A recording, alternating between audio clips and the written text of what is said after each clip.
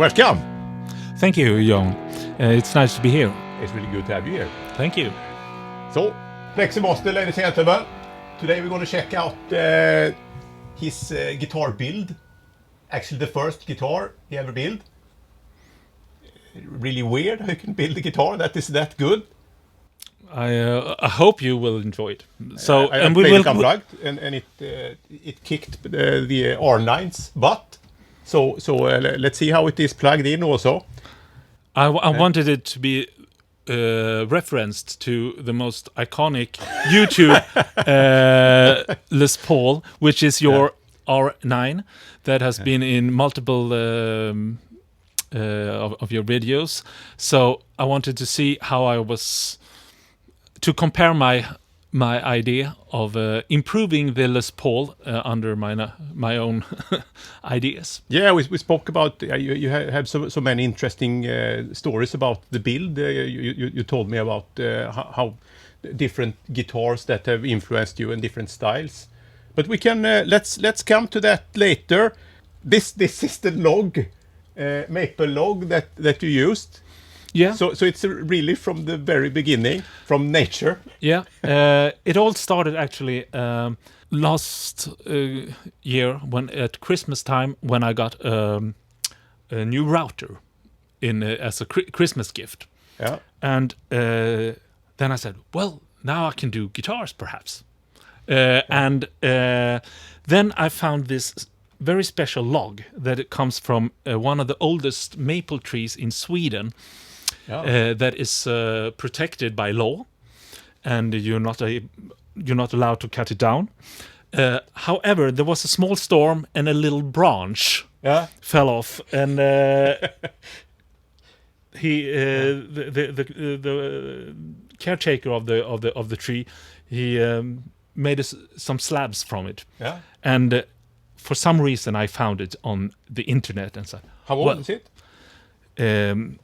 Well, this is a branch, but I think it's maple trees don't get that old, not like oaks, but so a couple of 250 years, something like that. Cool. I think, but maple trees are not known to be that old, but they can grow. Yeah. And it's softer than the rock maple that Gibson used. Yeah. And it has properties that are a little bit in between of maple, the rock maple, and Honduras mahogany. So I thought, let's make a body, maple body, old maple, no mahogany on the back. Yeah. That is good that it's a mix. Yeah. And also, we will get back to that, introduce tone chambers to lower the weight and also increase some frequencies to make it, in theory, add more sustain.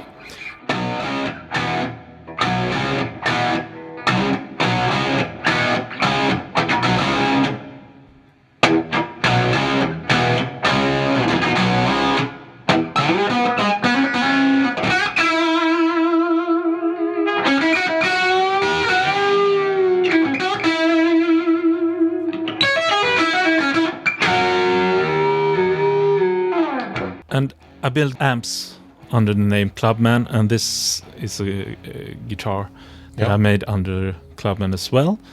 And I like to use up old parts that I've gathered over the years. Yeah. So so that is also a thing that, you know, some people say that, well, the old tuners sound better than the new tuners. On this one, it has old Cluson tuners. Yeah. It has old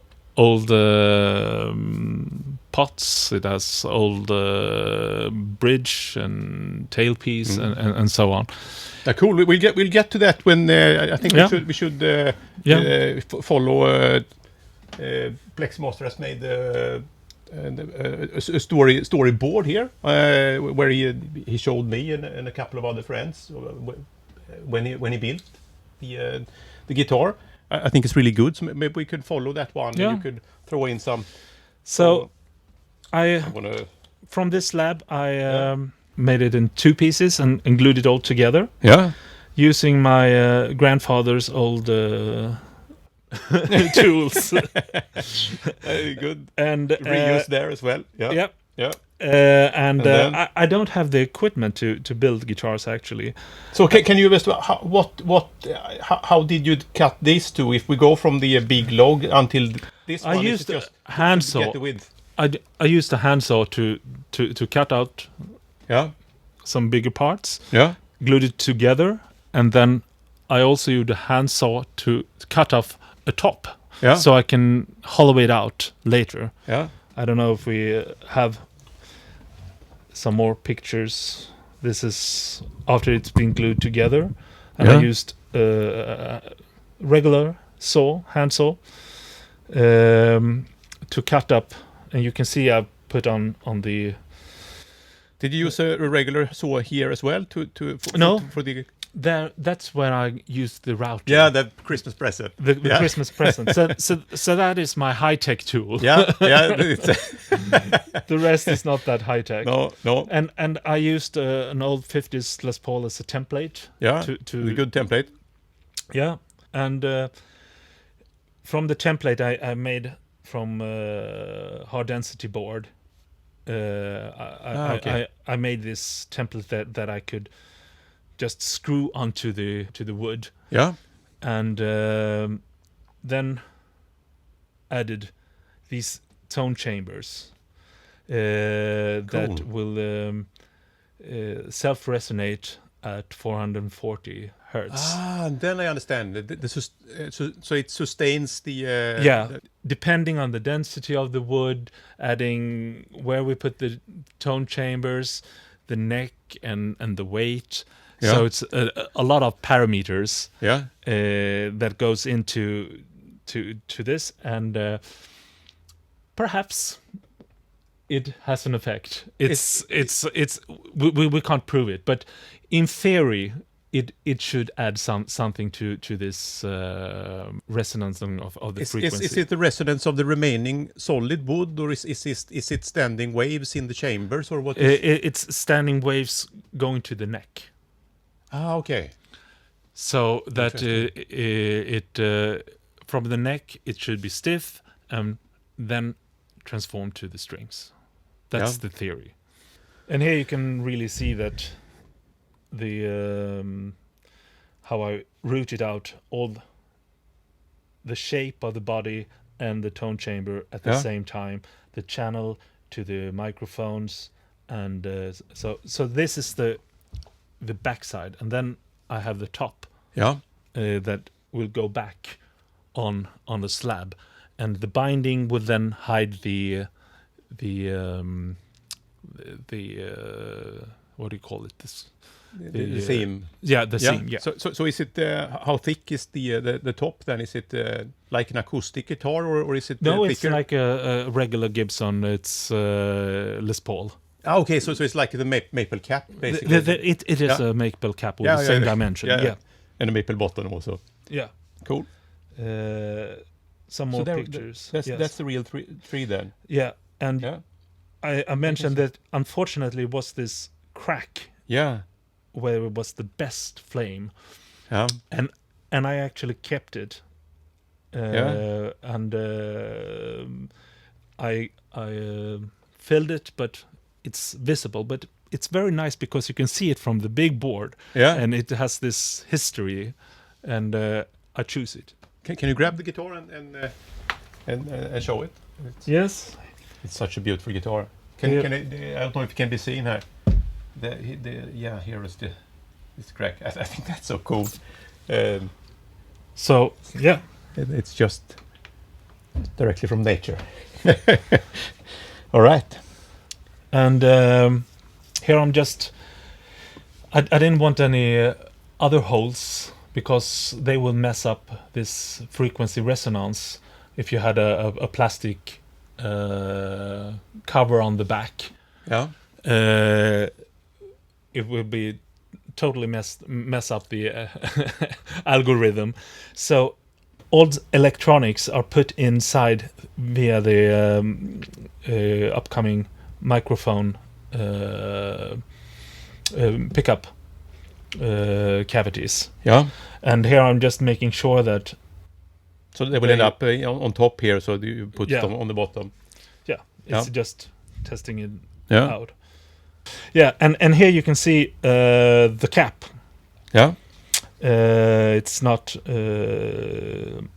glued in yet, and it's just roughly cut with a saw, and then I glue it down and use my router again. Yeah. Yeah, cool. So here is glue. Yeah. I use tight bond glue. You have some do you have cut it rough cut away Yeah. first, and then you do some more finer No, this is the back, yeah. and this is the top, and it's just Yeah, but it's rough. It's roughly cut. Yeah, And then after it's dried, yeah. you can use Yeah. you use the actual body that's clever. as the template. Yeah. Because then I know it will be just the same as the back. Yeah. And here you can see more gluing. Yeah. And do you use some special of the vintage kind of glue or No, it's not totally. It's not hide glue. It's tight bond because it's a bit easier to work with, and it's sort of modern standard guitar glue. Yeah. Tight bond. Original. There are different versions also.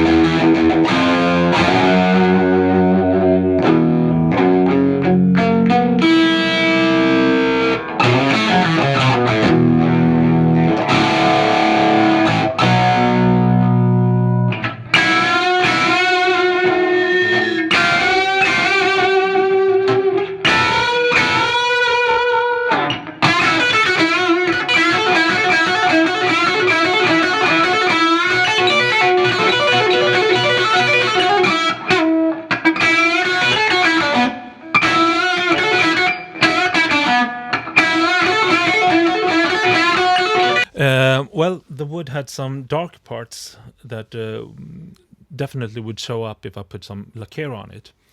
But you can bleach wood with oxalic acid, and you can buy that at a store. But I have a big garden, and we have a lot of rhubarbs, and rhubarbs contain oxalic acid. Okay. So I said, well, before I go and buy, I try some rhubarbs. Yeah. So I went out and took a big one and just rubbed it into the top, Yeah. and voila, Wow. big difference. And Yeah. I did that a few times, and I don't have that color change anymore. So That's good. it's Another rather funny. contribution directly from nature. Yeah, I like to try things like that. Yeah. Nice. And here you can see, and I started to round the edges and stuff like that. yeah. And here, no. After a lot of rhubarbs, Yeah. not that many. You ate some too, I hope. Not that one. No, okay. You take the old ones that have most acid in them. Okay. The really Not tasty. not tasty ones. No. But then I carved it, and actually I didn't carve it. I actually sanded. With the sandpaper. Sandpaper, yeah. Okay. That must have been taken some time. Yeah. Because otherwise it's easy to do too much. Yeah. And I don't have the right tools to do a carve, but No. I have hands and I have sandpaper. And rhubarb. Yeah, and rhubarb. Yeah. And then I put on binding. Yeah, cool. Use a router to do a small channel, and then you can use acetone or glue that contains acetone to glue it in, and I used a lot of tape. What is the acetone? Is it to deform it? Or? It dissolves the binding the plastic in the binding, and then it adheres. Okay. When it's melted. It adheres to the wood, but you don't want it on the wrong side because then you deform the binding and so. Where did you get the binding? Is it? It's you can buy that from different places and different materials. Yeah. And But it looks great. This is actually a very special one because it's the same kind of bindings that Marshall used because I like the look. Yeah. So you can buy really cheap one, or you can buy this one is from Bartlett Guitars. Yeah. And it's just because I like the color and it looks. I really want that to look vintage because I love the vintage look. I even relic the guitar. We can talk more about that, but it gets this nice. It certainly does. Patina when it's. And here you can see that routed the pickup cavities. I used the router as well there. Yes, I guess. Yeah, good. My router. And here I put in the for the toggle switch, and here goes all the electronics. Yeah. And it was more work putting in the electronics that I thought. Okay. But it seems like probably the only part of the build that I would be in the vicinity of finishing. Why was that harder than the other stuff? Because I did a lot of trial and error with the pickups to get the right pickups, and every time I had to change pickups, I have to take out all the electronics, and then you have to fish out every pot through these holes, and eventually you will, I used old vintage capacitors and the legs broke. Okay, now I don't have. Now I'm not changing the pickups, but I don't have the working capacitors. I have to take it. So I've taken it in and out about 50 times, and it adds up. Demoralizing. Yeah, demoralizing. But this is a project tone seeking. And only the best. I'm stubborn. Yeah, I know. And here, neck, putting in thrust rod, and this is made of Honduras mahogany, just as Gibson's.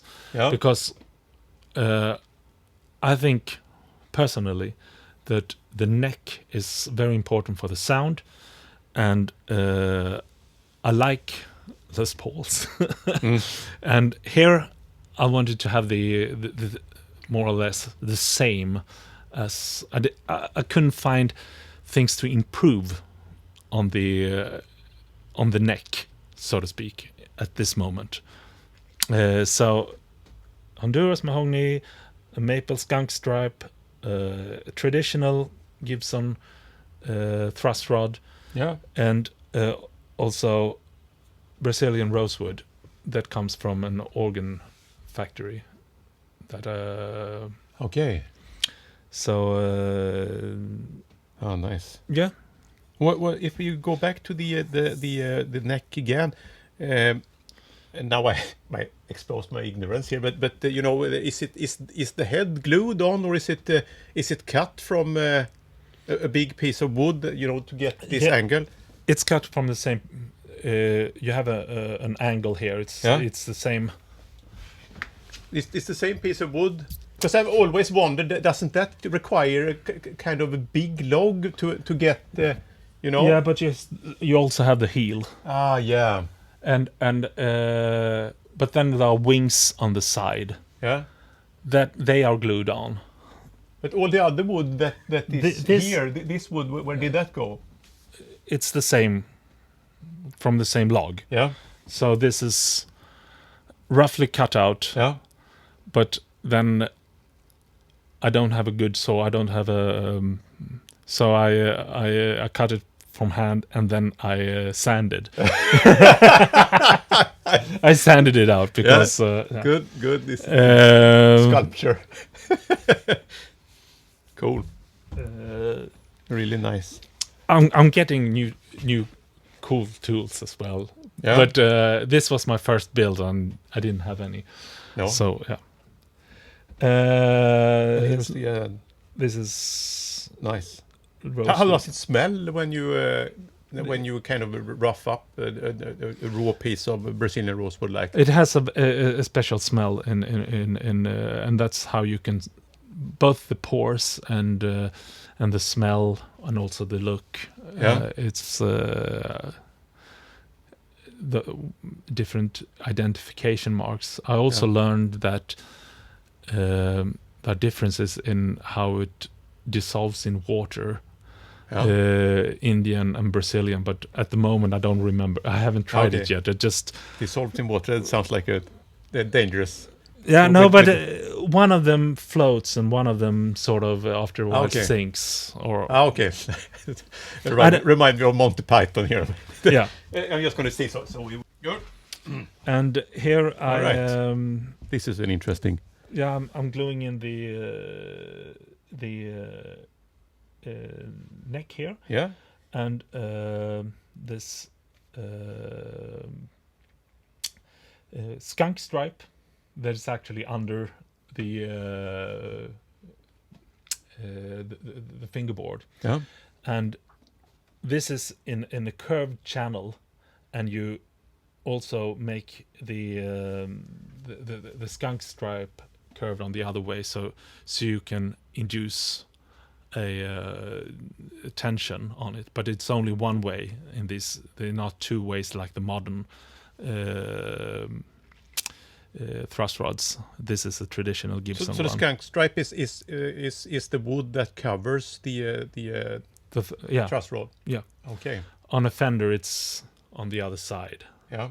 It's the same principle, but they have this walnut skunk stripe usually. Yeah, you're right. Yeah. Okay, cool. And then I have this. I add sort of a cover over the tenon. Yeah. In what do you say? In theory, adding more wood at a critical place and perhaps helping vibrations transfer and not get lost in this area. So I usually do that on my builds. Interesting. And I've also tried in some of the later guitars using harder wood like rosewood, but in this one it's mahogany. Mm-hmm. All right. And I'm gluing in the neck here. And some more. And my favorite cup that I actually dropped and it broke. Terrible. Yeah. You make really good coffee also. And here, gluing in the skunk stripe, and since there is a curve in the bottom of the neck, and you can press down the skunk stripe to follow this, so you get a minimum of area that is that the thrust rod can act in. Yeah. I'm also gluing in some wiener on the headstock at the same time. And this is my Clubman logo Yeah. for the guitars. And initially I found the letters on eBay, and then the seller wasn't there anymore. But you can just, buy single ones, and so, but as I made more guitars, I had to make them myself, and I used the Dremel. Okay. Time consuming, yes. How is that what is that? It's like a dentist drill. Yeah. With a multitude. Oh, okay. It's well known. You can put on any kind of. Okay. So it's a small drill basically that you use. And you have a lot of different tools that you can put on the one. So you can make more. Nice. More Clubmans. And this is, I made a wiener, and I used super glue and some veneer. stain. You mean? Wiener is something else. Veneer. Yeah, I think so. It's a veneer and super glue and stains. Yeah. And then I made a headstock. Yeah. And as a tribute to the Gibson and Les Paul, I used the moustache headstock and gluing it on. Oh, nice. And inlays, I used 50s, 60s knife handle celluloid materials to place them in the right. Yeah, I'm glad you used you did dots also, because I really don't like to play on the those turquoise. Is it called that on my R9? I think the trap suite. I want to. I want as much wood as possible. Yeah, and so I really like it. It's also time consuming installing the more elaborate things. I made an Clubman PRS style guitar that I wanted to do mine also, and they have birds. Yeah, I know. and it was very time consuming to install them. But on my Clubman PRS style guitar, the birds are flying the other way. Yeah. So I think that's funny. Yeah.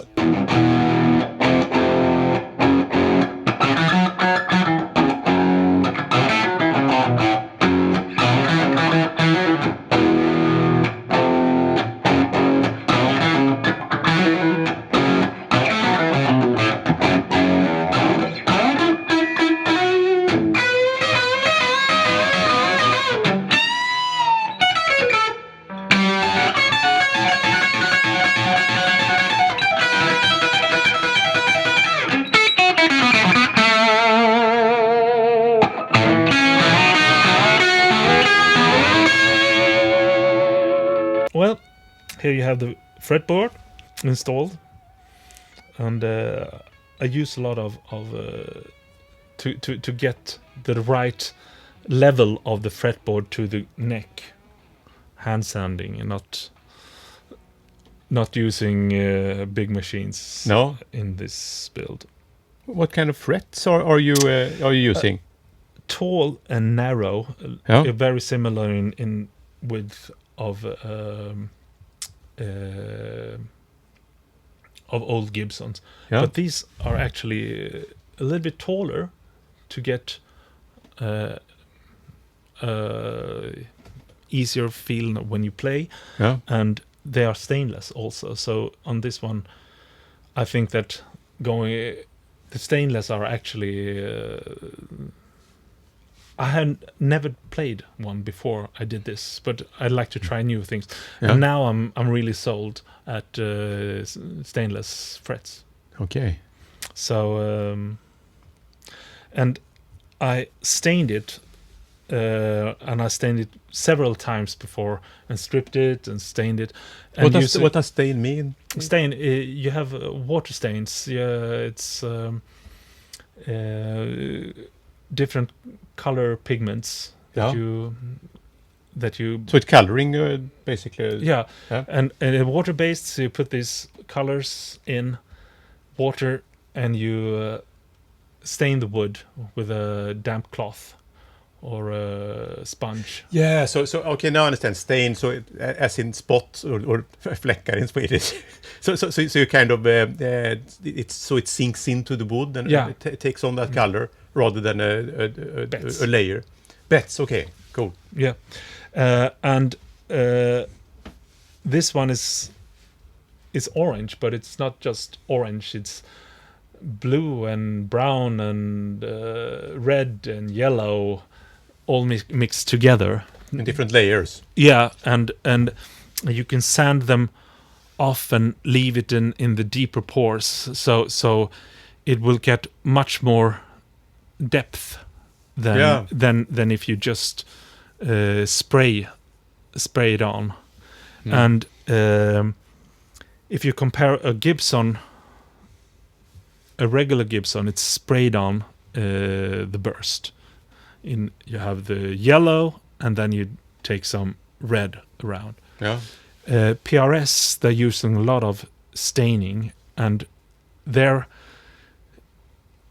are getting more effect on the flames. Yeah.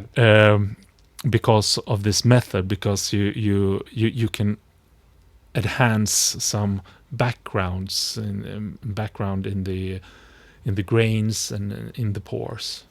Cool. And sometimes it is not as three-dimensional when you stain. But this piece of wood is so extreme in those areas. So anyway, so it's both enhanced but it still have the 3D effect. But sometimes if you use wood that is not as 3D to begin with, it could be a little bit flat looking. Okay. So well, this certainly doesn't look flat. It doesn't. Very, very living, and it's kind extremely of like living. Inferno. And here I'm test fitting parts, and you can see the extra wood I added over the tenon. Yeah. To make sure that you have as much wood as possible in this critical area. So this is my own pickup, and you can see the toggle switch. Yeah. It's an old toggle switch. Of course. And it's been inserted here via the pickup cavity. Yeah. And also you can see I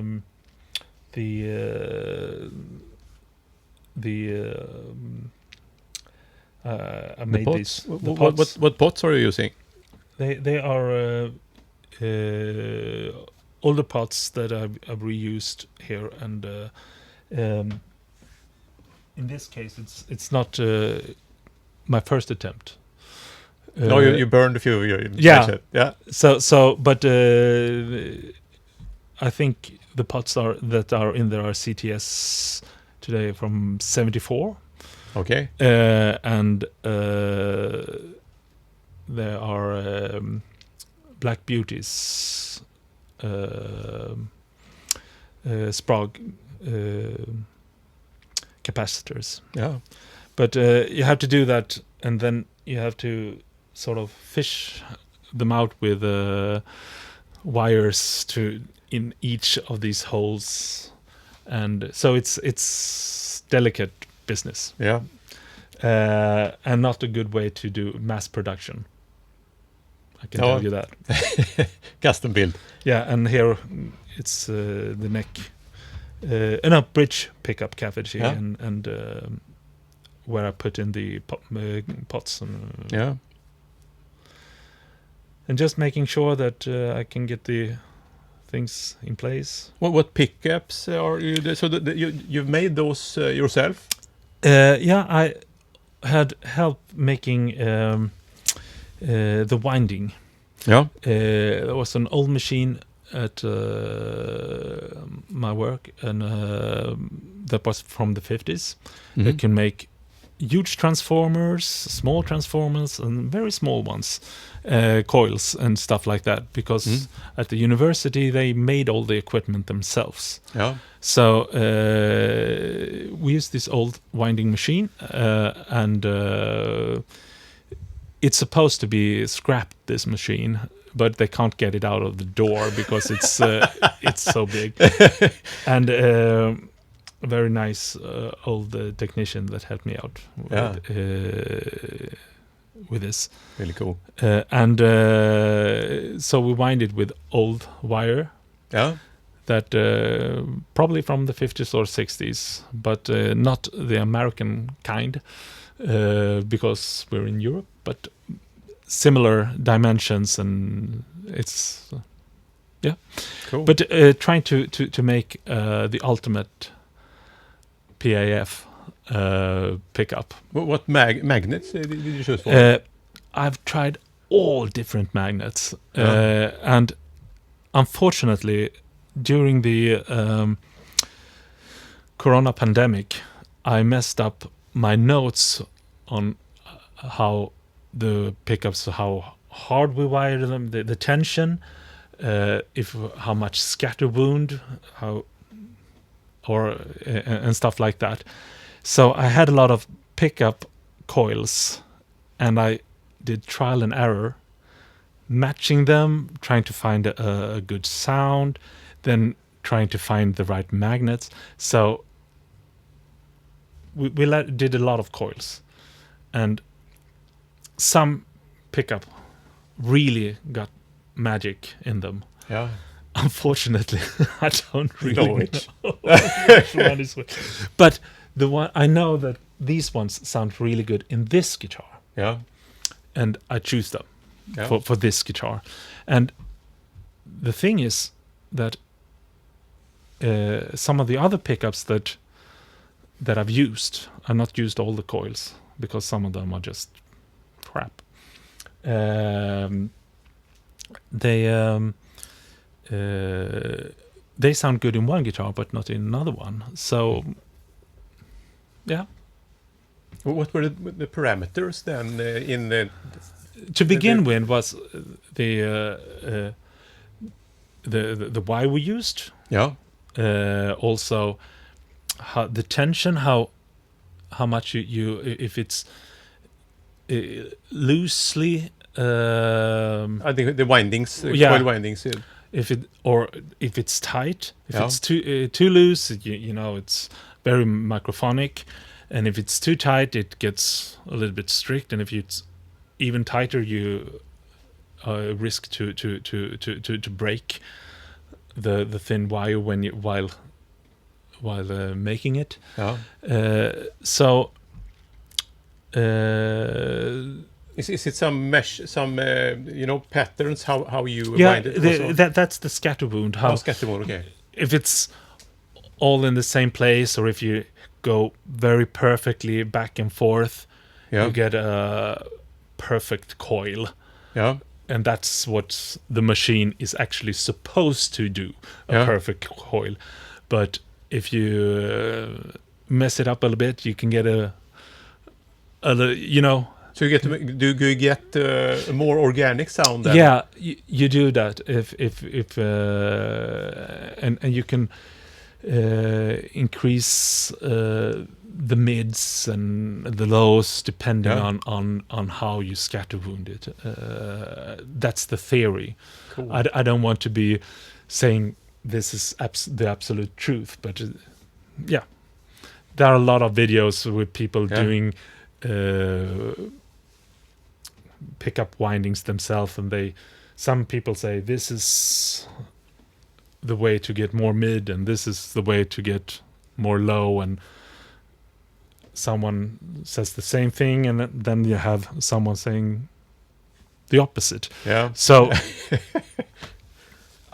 You, I did a lot of coils, and then I just messed up which one was which, and then I listened to that to the result instead. So I can't really tell you. no, but it is interesting that obviously these parameters has an influence. Yeah. I mean, you verified that at least, and Yeah. and by doing those experiments, you came up with that great sounding pickups also. So it's all right. So we And got also there. old Yeah. test fitting parts Yeah. that I can get the old clues on, double lined, double ring. Yeah. Nice. Tuners in place. I also this is neck tenon again.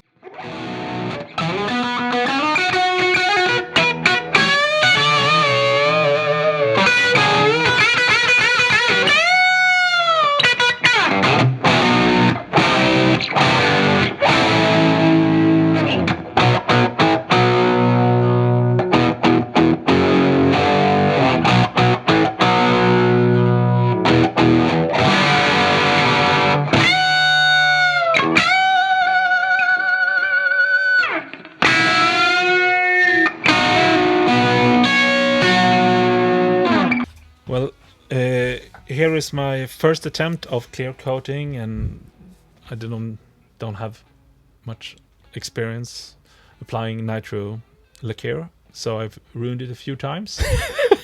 Here it looks very nice, but this is not the final one. So why didn't you like that one? What? The thing is that I messed up when, well, this side, and then I flipped it over, and it wasn't cured enough, and then all of a sudden I had markings in the on the back when I did Yeah. the top and stuff like that. Yeah. So it was, I didn't have the patience. But it's kind of method development. Yeah, You know, you're learning by learning, doing. yeah, and and I didn't want to take the pickups out at one point, so I had them taped while having all the pots just put inside. Yeah, I didn't use that one as well. I used my bathroom. Family loved it as a drying area. I didn't do the lacquer there, but it dried there because it's ventilated and warm and so. And aging, I put it in a minus 80 degree freezer. Cool. In and out a few times, and then How quick does the temperature change then? So it's 20 degrees warm, and then it goes down to 80 immediately. But the first time I actually cracked it was one night when it was really, really cold, 22 minus in Celsius. Yeah, in Sweden. In Sweden, okay, all right.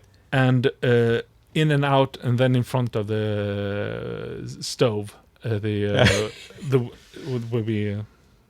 ceramic stone will be fireplace. In same tradition as with the rhubarb and the sandpaper.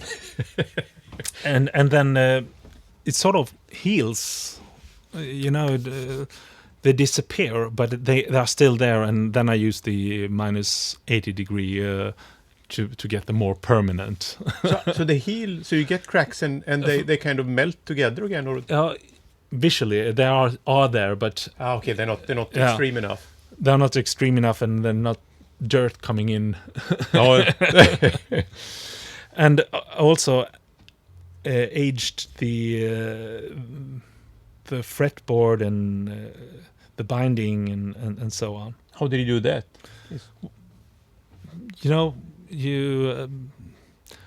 I abused it. I abused it, and also looked at. I like the real wear on this original guitar, and tried to sort of mimic it using any tools from you know, chains and keys and and nail poor files. Brazilian rosewood. Took a beating, I guess, there. And here you can actually see it's really beautiful. Yeah, really cool. Wow. Good enough to eat. So different pictures. Yeah. And serial number stamped. It's 001.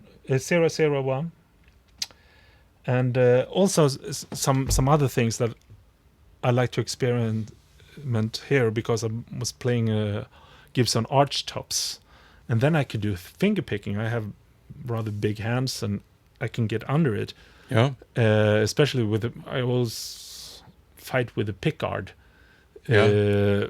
So I have a different neck angle that is raising the neck, and also then raising the bridge.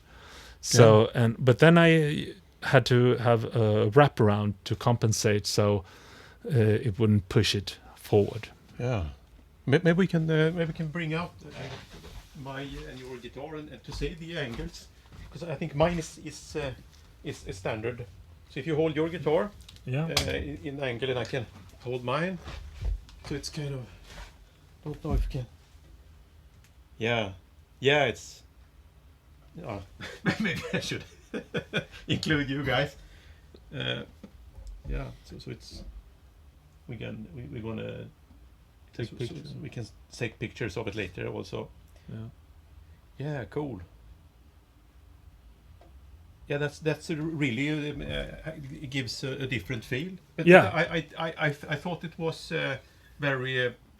felt very stable. Usually when guitars have that high have a high bridge like that, it feels like more like an acoustic guitar or something like that to me. Yeah, but this felt like an ordinary Les Paul to me. But I wanted the acoustic with the tone chambers and the high bridge.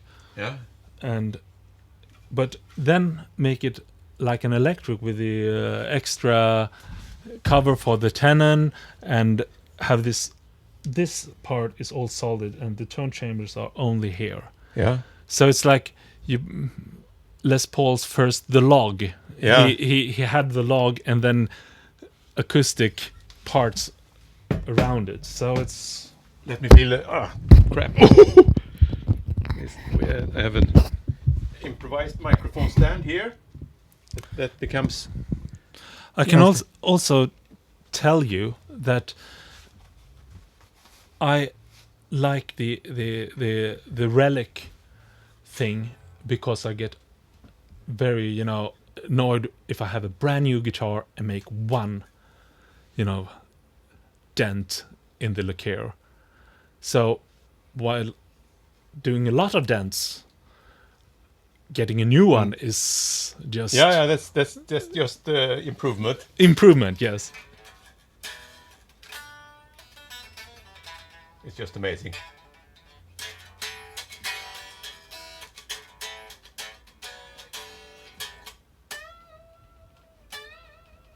Well, we're going to play it plugged in soon also.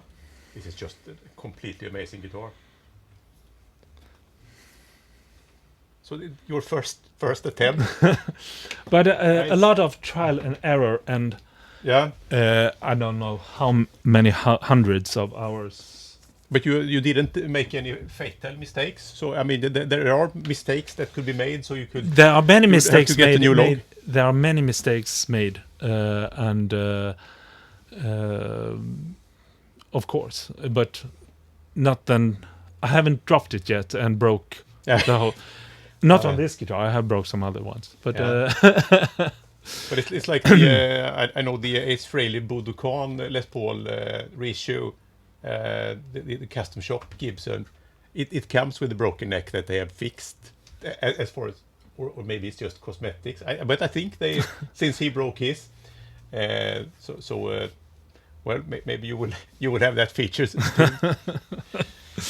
No, but of course, there were things that were like, oh no, but that kicks me in. How can I fix this, and how can I use this as a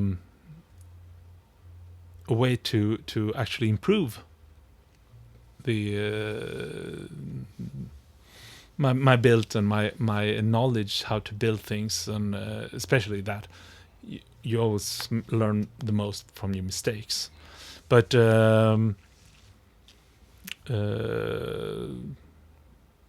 I thought, for instance, the crack in the top was fixed, and it was at one point good, and then when I did the cracks in the lacquer, it sort of lots of tensions built in there. Yeah, and it appeared again, and Yeah.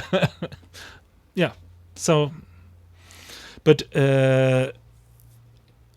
using the trial and error thing and pre-fit the parts, so I made sure that the neck was aligned, and over the pickups, and drilled the hole for the bridge late in the process, just having it on a shim, so I can make sure that it didn't go in any wrong direction. Nowadays everything is computerized, and you just program, and they drill the holes in the right place. Yeah, but talking about computers, you told me about something else really interesting about the neck, and the frets, and the Plek process. Yes, that would be. Do you have some something you can show us there? I've had the guitar plecked, and that is a process where you use a computer to, as sort of a microscope, looking at how flat is this neck, how curved is it, where do we have bumps, where should where should the frets be leveled, and so on. Yeah. And a very good friend of mine, Erik Almström. Yeah. He's a guitar builder and an entrepreneur. He just started with his service to do Plex, not Plex, Plek. Yeah. I'm too much into Plex. So because I always want to try something new and improve things. So and to control this machine, you have to be a really, really good guitar builder and do great fret leveling. Mm-hmm. So a lot of the reason that this feels very good is because of a good fret job. Yeah. And that was Erik contributed with. He can do amazing fret jobs without this, but with this he get the Hubble telescope, so you can zoom in and really see this difference. And then how does this neck look? How do the frets look? And what is the outcome that we want? How low action do we want? How high action do we want? And then you can do an estimation that if we have this, we can do this. So then they give the instruction to the machine to do that. And here you see my guitar in his machine, and and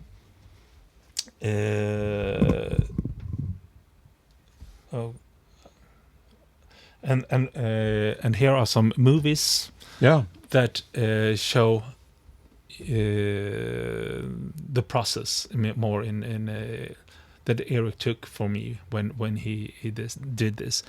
And also, you can use this on vintage instruments where you don't want to refret, and you can sort of do a partial fret dress in the most. Don't get it perfect because you don't want to ruin some of the frets, but you can sort of elaborate how much dressing do we want to do.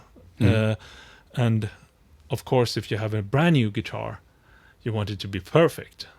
But sometimes you can do compromises because you want to find keep the frets but still have a playable instrument for some more years. And there, this is just this was the maiden voyage of Clubman guitars. So you've done a bunch of guitars and a bass also. After that, I got crazy. I made Flying V, a double cut bass, meeting Firebird, and so on. I have an Explorer style. I have some other Clubman guitars. It looks so good with the blue that you had in the previous photo. The next there, that blue color with the guitars, just amazing mix of colors there.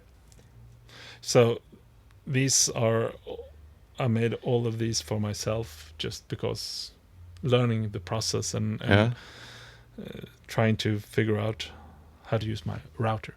That's a really good Christmas present. Yeah. And you did we mention the Super Strat also? You made one of those also? Yes. Yeah. So it's I really look forward to perhaps I could come and visit at your welcome. place. Yeah. And we could look at the other guitars also. Cool.